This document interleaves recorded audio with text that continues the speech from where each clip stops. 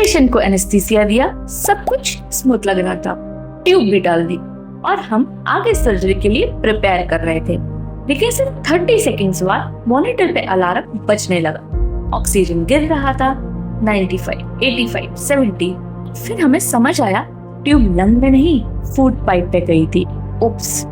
And doctor Mrinali Gupta, let's begin a new challenge. ये था gallbladder surgery का केस। एक 55 साल का मेल पेशेंट लैप्रोस्कोपिक कोलिसिस्टेक्टोमी के लिए एडमिट हुआ था। सब कुछ स्टेबल था। पेशेंट ESA ग्रेड 2 था, माइल्ड हाइपरटेंशन था, अदरवाइज एवरीथिंग इज स्टेबल। हमने पेशेंट को रूटीनली OT में लिया और पेशेंट को एनेस्थीसिया दिया, जैसे propofol, fentanyl and vecuronium. Mask ventilation easy था, नेक एक्सटेंशन सही था और ओपनिंग भी ठीक थी। एयरवे इजी लग रहा था। ट्यूब नंबर 7.5 एंड 8 रेडी थी। लैरिंगोस्कोप डाला, वोकल कॉर्ड्स दिखे, ट्यूब इंसर्ट हुई, चेस्ट राइज भी दिखा।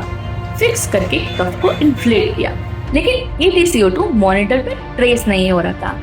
हमें लगा शायद टेक्निकल इश्यू है। हमने स्टाफ को बोला कैप्नोग्राफ लाइन चेक करो। 2 मिनट बाद पेशेंट का SpO2 फॉल होने लगा और स्टमक भी थोड़ा डिस्टेंडेड दिख रहा था।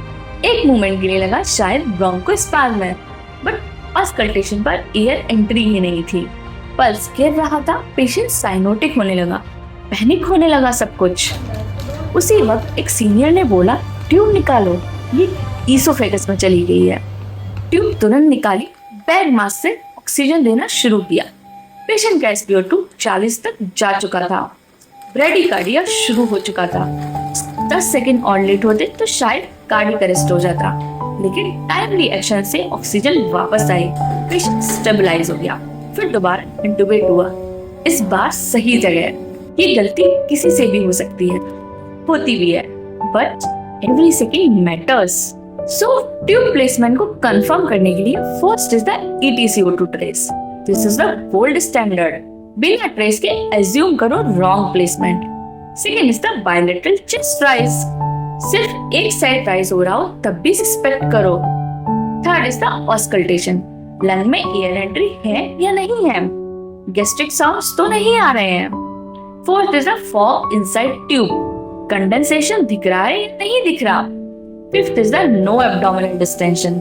यदि पेट फूल रहा है तो may be tube food pipe में हो सकती है, बट ईजोफेजियल इंटुबेशन आखिर हो कैसे जाता है? इसका सबसे पहला मोस्ट कॉमन रीजन है विजिबिलिटी पुअर होना, ऑपरेटर रश में होना, कैप्नोग्राफी इग्नोर करना एंड क्रॉस चेकिंग ना करना। For management of oesophageal intubation, first is the immediate detection, second is the bag mask rescue, third is the repeat intubation and fourth is the call for senior help but fast. मैं कभी नहीं भूल सकती वो moment जब patient का oxygen 0 के पास चला गया था। गलती हमारी थी, पर टाइम पे पकड़ ली। एनेस्थीसिया सेफ है, पर सिर्फ तब जब आप अलर्ट हो। कभी भी किसी भी रूटीन केस को लाइटली मत लेना। ऐसे ही रियल OT और ICU एक्सपीरियंस के लिए जल्दी से जाके मेरे चैनल को सब्सक्राइब मत करो। और हाँ, मेरा अगला वीडियो मिस मत करना।